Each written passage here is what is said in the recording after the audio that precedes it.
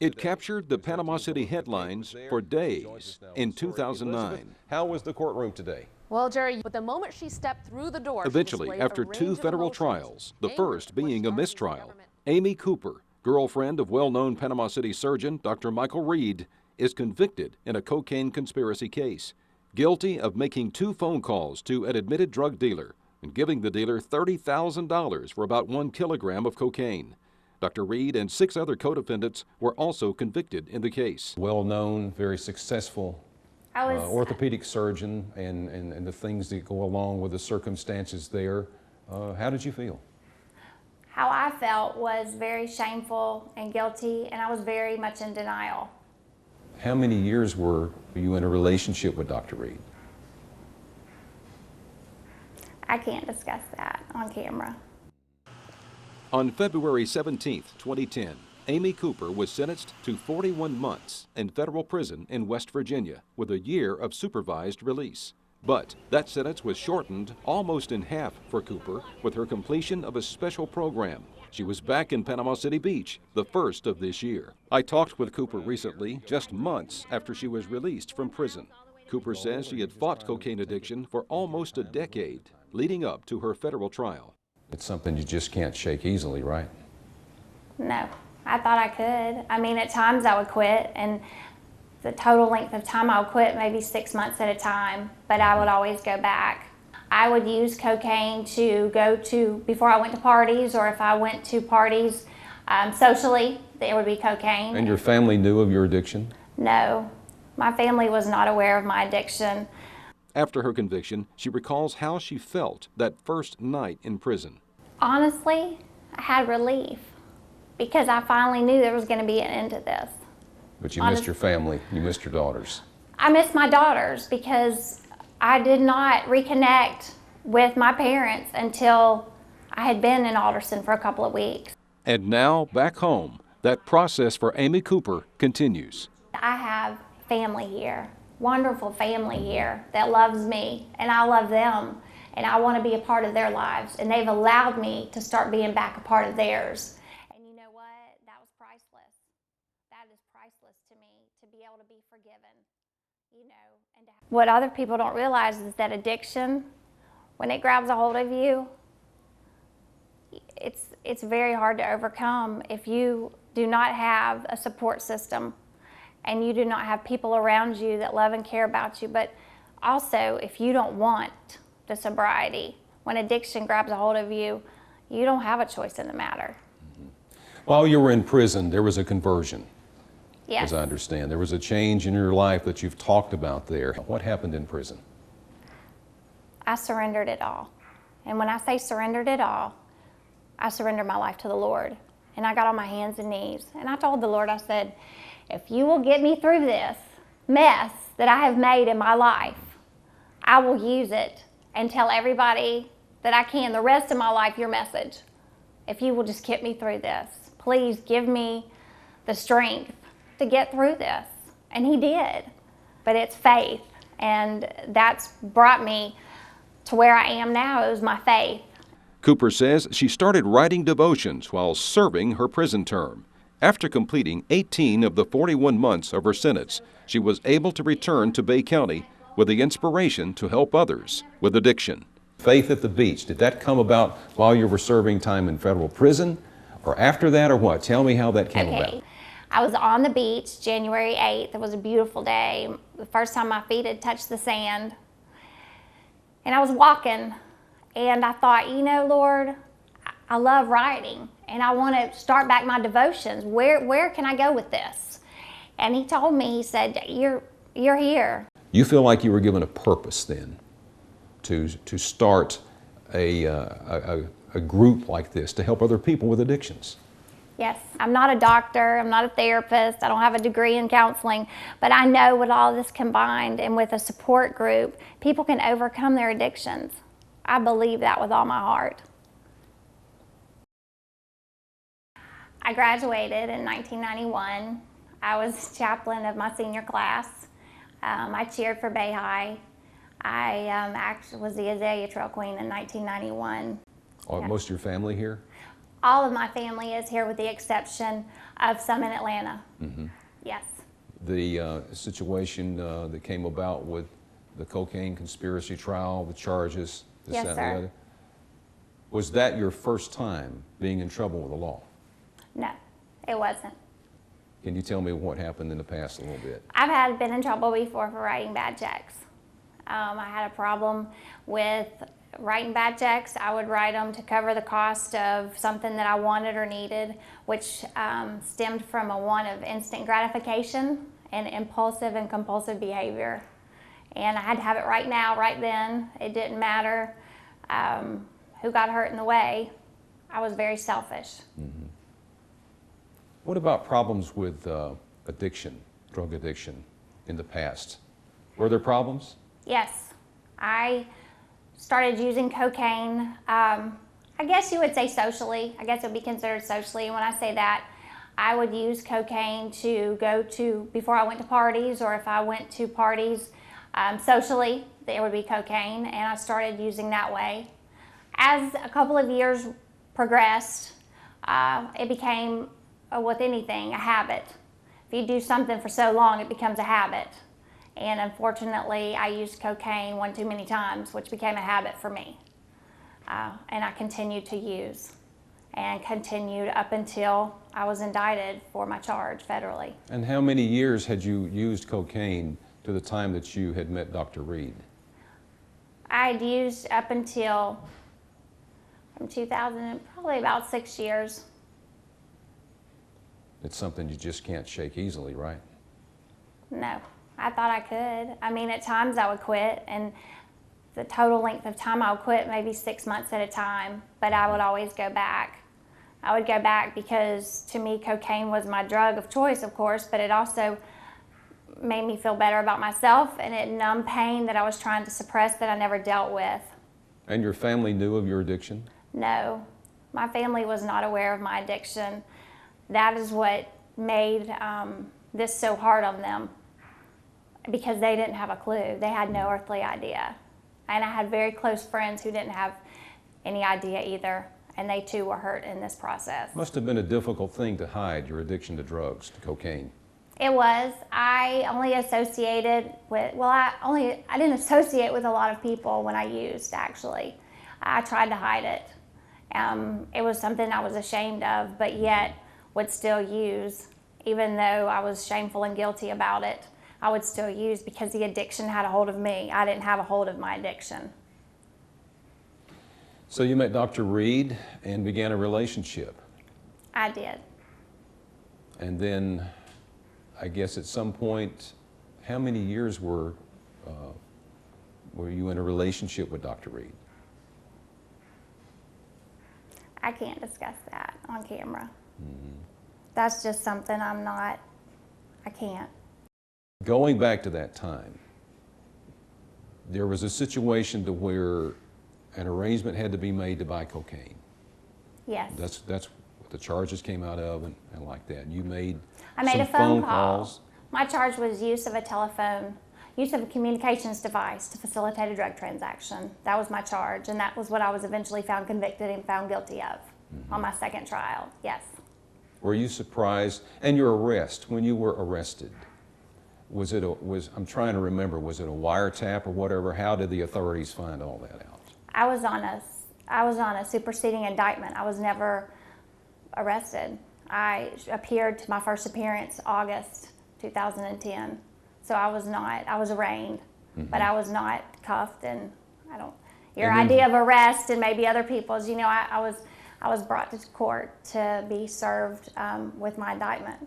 So I was never physically arrested with handcuffs at the time. When that happened, how did you feel? Because, a well-known, very successful orthopedic surgeon and the things that go along with the circumstances there, how did you feel?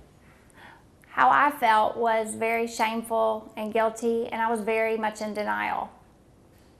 In addiction, people don't realize that you put yourself first. It's about me, me, me. And nothing you do is wrong. And you can overcome and get through anything that you face. And that was my attitude. I was very much, I I had a very grandiose attitude, I guess you would say, and I thought I could rise above it. I thought, I was invincible. And that was the mentality, unfortunately, I had throughout, up until my service and up until my self-surrender. I had a very horrible attitude. I thought I was invincible. And with addiction, it's hard to explain, I guess, for people who have never used. But for my case and my addiction, I just thought that I could overcome and get through anything. Didn't matter what it was. I thought me, myself, and I could overcome and accomplish anything I set out to do. When you had to go to court, we saw the images so many days on the news, and you're in the prison uniform, and you're being led into the courthouse, and yes. Something that you had kept so private for so many years from your friends and family. Yeah. How did you feel about that time? I had a lot of shame and guilt. A lot of people don't know, but I asked my family to stay away. I asked them all to stay away. Did you not have contact with them during that time? No, I didn't. It was my choice. My parents, hindsight's 20/20. But at the time, I thought I could do it all on my own. I didn't need anybody. But what I didn't realize is God already had his hand in the plan, and he took everybody out of my life that I thought mattered because he wanted to get my attention and tell me, look, for you to straighten up, you've got to do this you've got to fall rock bottom so I can help pick you up, and you've got to realize that I'm the only one that's going to help pick you up. So your parents were in pain over that? Yes. And your two daughters? Yes. Your two daughters? Yes. How did it affect them? It was unbearable. I had a hand in destroying a time in all of my family's life. I was stirring the pot. I harmed them all. Emotionally, mentally, spiritually, they all were harmed because of my poor choices and because of my addiction. Mm-hmm. You were sentenced to 41 months in prison and a year supervised probation or whatever this... A year of probation, yes, sir. Okay. How was that day when you got the sentence that you were going to go to federal prison? I remember that day like yesterday.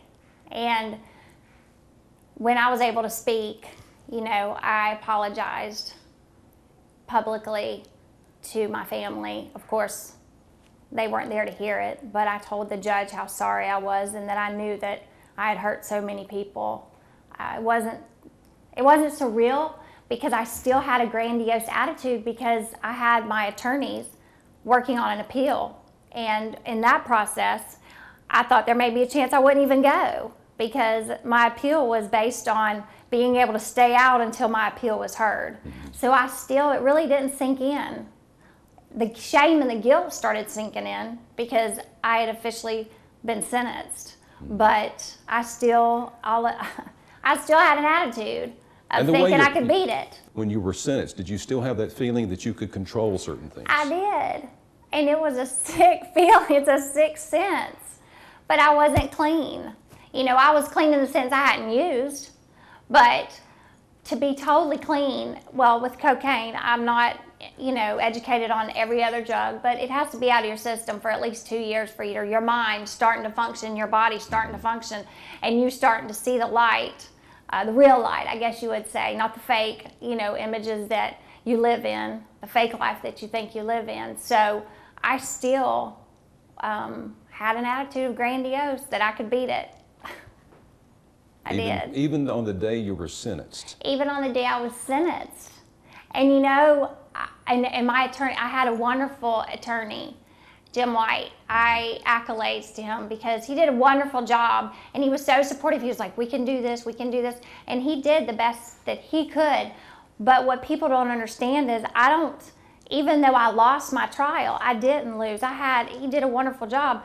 But that was not God's plan for me. God's plan was I was going to prison. So it doesn't matter what man tells you you're going to do. God, at the end of the day, has the last call. You were sentenced to a prison in West Virginia? Alderson, West Virginia, Federal Prison Camp. When you arrived your first day at the prison, you had to realize, I don't think I can beat this because I'm at a federal prison. No, I knew I couldn't. You're cut off from your family, from your 2 daughters. Yes. And on that day, the first night, what were you thinking?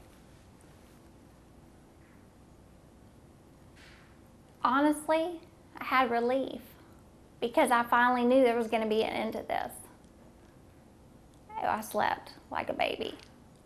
I did. But you missed your family, you missed your daughters. I missed my daughters because I did not reconnect with my parents until I had been in Alderson for a couple of weeks, until receiving a letter and starting the process of our healing. So yes, I miss my girls. It was very hard, but you know, for me to say I missed my children, sometimes people may look at that and be like, well, you should have, woulda, coulda. You could, you know, if you didn't make these choices, then you wouldn't be in this situation. But what other people don't realize is that addiction, when it grabs a hold of you, it's very hard to overcome if you do not have a support system and you do not have people around you that love and care about you. But also, if you don't want the sobriety, when addiction grabs a hold of you, you don't have a choice in the matter. Mm-hmm. While you were in prison, there was a conversion. Yes. As I understand. There was a change in your life that you've talked about there. Had you grown up going to church? Were you a Christian prior to the problems that came your way? Oh, I claimed to be a Christian. I was a hypocritical Christian. That terminology is something that I can definitely say I was for a long time. Mm-hmm. I walked the walk on Sunday, or talked it. I didn't walk it, but I was there on Sunday, but Saturday night I wasn't. You know, Friday night I wasn't. The choices and the decisions I made personally, no, I didn't display Christianity. So what happened in prison that changed your life, that you've talked about so much and has put you on a different pathway now? What happened in prison? I surrendered it all. And when I say surrendered it all, I surrendered my life to the Lord. And I got on my hands and knees. And I told the Lord, I said, if you will get me through this mess that I have made in my life, I will use it and tell everybody that I can the rest of my life your message. If you will just get me through this, please give me the strength to get through this. And he did. And it's something that is so indescribable. When I talk about it, I'm filled with joy, but it's faith. And that's brought me to where I am now. It was my faith in the Lord. You had to release the control you'd had all those years, supposedly in your mind. You had to release that control. Yes. And I had to surrender it all and say, Lord, I'm yours. Do with me what you want. Just help me get through this. Of course I was scared. Being in federal prison, yes, I was very scared. Did that happen early in your prison term or midway? Or it did. It happened very early in my prison term. Very, very early.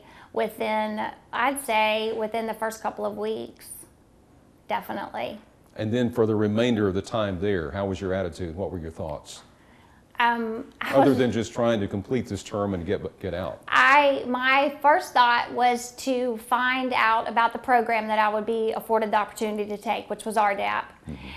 And I sought counsel on that and signed up for it and was ready to get in and jump in with both feet and learn, because I was excited, because I'd heard so many people talk about how it changes your life, how it can help you to deal with life's issues and face them head on.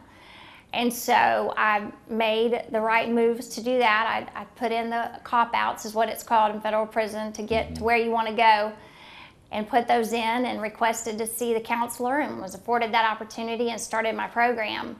And along with starting that program, I had to finally be honest about everything in my life that I had ever done. And that was big for me, because they teach you honesty is the foundation of change. And I'm living proof of that, because for the first time in my life, I had to be honest. Mm-hmm. I had to be honest with myself. And that was big, you know, because with addiction, addiction is in manipulation, it's deceit, you know, it's denial. Lies, Denial. Denial, yes. It's all of these things. It's a vicious cycle, you know, and breaking free from that was such a blessing. And I am grateful, very grateful. You were sentenced to 41 months in prison, Yes. yet you did not serve 41 months. No. Tell me what happened. When I got to Alderson and I filled out my cop-outs to do the program, I was afforded the opportunity to go ahead and start the program. That gave me a year off of my sentence. At the time, I didn't know all of the ins and outs about allowing me to come home that soon. So it was a blessing on top of the fact that I was getting this program that I was going to be coming home. So this assistance program enabled you to serve your time in a shorter period of time. You got out of prison early. Yes, sir. I was afforded, and plus I was given 6 months halfway home. And then I received a 15% time off with federal prisons. You have to serve 85% of your time. That's a mandatory. So with all of those together combined, I was able to do an 18-month sentence. 18 months, and you got out when? I was released September 6th. Last September. Yes, sir. Flown home. My parents flew me home. It was a very emotional reunion. So in the 18 months, you had not seen mom and dad, daughters, no family? I had no visitors. And how were your feelings when you finally saw your parents and your daughters? My feelings to see my parents were very overwhelming because I was not speaking to them when all this happened. And that was my mom. And I finally had a relationship with my parents that I never had. That had to be a long time because you had 18 months in prison and then add the time to that you just kind of closed communication with your family. Yes, in and out of their lives. And, you know, that was my choice, you know, which hindered them immensely in their lives. But, yes. What about your daughters and talking to them because they missed mom and you missed them? They did. And how do you begin to It has been a that? process. But it all had to start with me being honest and accepting responsibility for knowing that the damage that was done was my fault, not theirs, my fault, and that I had a problem. And that also I had to ask for their forgiveness, you know, but in turn, I had to forgive myself. And that did not happen until my latter part of my prison sentence because I was just overwhelmed in the guilt and the shame, especially with all the harm that I did to my family and friends. carrying the weight of all that? I thought I was supposed to carry the weight of that for a long time. And finally, I just released it. You know, I said, no more. And God told me, he's like, I forgave you. Now, go out, you know, live your life, do right, have faith in me, you know, and the rest I'm going to take care of in time. May not be in my time, may not be in your time, Amy, but it's going to be in my time. So that was September last year you got out, and then Yes. you got a job. And tell me a little bit about that. in September, I worked in Pensacola, and I was in a halfway house for 90 days, and I was able to come home finally on home confinement. So that was a transition for you, right? Yes, From a the big prison. I was in a halfway home over in Pensacola. Very interesting. Another journey, another step to my journey in life. Met some wonderful people. Was afforded some great opportunities. They have counselors there, and definitely a different atmosphere. I can say something I will tell you. I'm grateful for where I've been, but I never want to go back. And so I have to have those memories stay in my mind. But I was able to come home December 16th and placed on home confinement. And the federal system, they put an ankle monitor on me for home monitoring. I had a curfew of 7 p.m. to 7 a.m. and I started working. I was afforded the opportunity with a job and didn't realize where I was going with it. But it has been nothing but a blessing. And that's what you're doing now? Yes. The general manager of Paradise Enterprises? Paradise Bar and Grill, yes. I'm also with Ride On Shuttle and helping with all of the important paperwork for Hattie Marine Services. Have you done this type work before? I did sales and marketing my whole life. I've always been a people person. Well, why would you come back here? This was the place where all the bad things happened to you before you went to prison. Why would you come back? Because for the first time in my life, I faced my problems head on. And I have family here, wonderful family here that loves me, and I love them. and I want to be a part of their lives, and they've allowed me to start being back a part of theirs. And you know what? That was priceless. That is priceless to me, to be able to be forgiven, you know, and to have a chance to renew my relationships. And it's priceless. You know, that's a good word. That's a word I use a lot of times even in my blogs. It's just priceless. In addition to your job at Paradise Enterprises, you've also started something to help other folks who are dealing with addiction. And tell me how that came about. Is that something, Faith at the Beach, did that come about while you were serving time in federal prison, or after that, or what? Tell me how that came about. Okay, when I was in federal prison, I started writing. I started writing every week, and I said, I'm gonna write for a year. I'm gonna write a devotion a week for a year, 52 weeks. I did it, I accomplished it, and I found out I really liked writing. I took anything from a quote or a Bible verse or what was going on in my life at the time and just sat down, put pen to paper and wrote. And I emailed that to my family and friends that I had contact with while in prison. When I came home, I had a few of my girlfriends say, where's your blog? Not your blog, but where is your devotion? You know, are you gonna start back? I was on the beach January 8th. It was a beautiful day. The first time my feet had touched the sand. And I was walking, and I thought, you know, Lord, I love writing, and I want to start back my devotions. Where can I go with this? And he told me, he said, you're here. This is where you're going to start, here on the beach with Faith.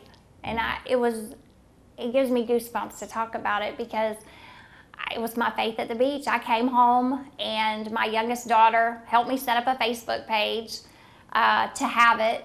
I started January 9th.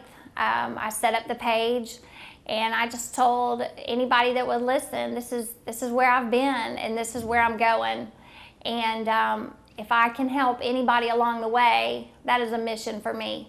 So that was the beginning of Faith at the Beach, but now you have weekly meetings, right? It's grown to the point. How many people are involved in this? We're doing right now, I was approached by two lovely ladies here in town that said, I think we can make Faith at the Beach a lot bigger. And it hadn't crossed my mind, because all I was gonna do is blog every day about life, addiction, and real issues based on honesty, which is, you know, is very hard to come by nowadays with people, you know, wanting to talk about their life. And so I figured my story, if it could help anybody, you know, I might as well put it out there, because everybody already knows a lot about it anyway. So I filed Faith at the Beach as a nonprofit with the state of Florida, which was very exciting, because my documentation came back February 16th. And I came home December 16th. So in such a short period of time, how much has happened and how much I've accomplished to helping others. So the ladies approached me about Faith at the Beach, and I said, well, we started meetings, and we've only had 2 meetings. Right now I'm alternating between town and at the beach. We do not have one location yet, because I have not found a venue that I can facilitate the meetings at full time. So is this for men and women both, or just women? It's for men and women. It's for addicts. It's even right now, if you're in your addiction or you're in remission. It's for families and friends who love addicts, who don't know how to deal with their loved one that is addicted. Or, you know, it's for those who just want to come and see what it's all about. You feel like you were given a purpose then to start a group like this to help other people with addictions? Yes. My faith in the Lord has brought me where I am now, free, drug-free. You know, I was forced to get sober with my prison sentence. But now I wake up every morning, I have a choice.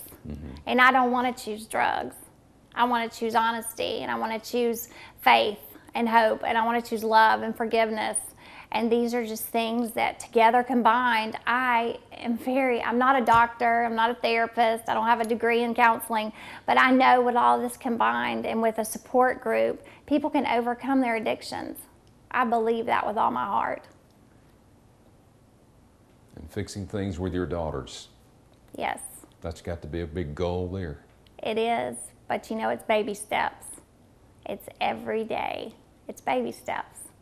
It is, and with other, I guess, people in my life, because there's people in my life that had to step back, that didn't understand about addiction, or, you know, I was very hurt. I thought, with the selfish person talking, I thought, well, why is everybody abandoning me?